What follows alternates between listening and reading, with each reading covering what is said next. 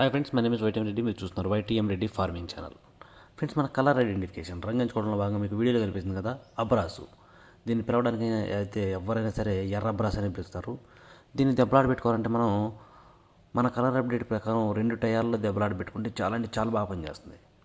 ఒకటి వచ్చేసి నేను మన కలర్ అప్డేట్లో ఎర్ర పసిమి గల నెమల పింగళాలను పెట్టుకోండి అని చెప్తాను. ఎర్ర పసిమి గల నెమల పింగళాలకి చెప్పినప్పుడు కోడి కాకుల మీద, బూడిద రంగు మైలాల మీద, నల్ల మైలాల మీద, కాకుల మీద, నల్లకట్ట రసంగుల మీద, నల్ల మైలాల మీద, ఇలాంటి వాటి మీద కనుక పెట్టుకుంటే చాలా అంటే చాలా బాగా పనిచేస్తుంది.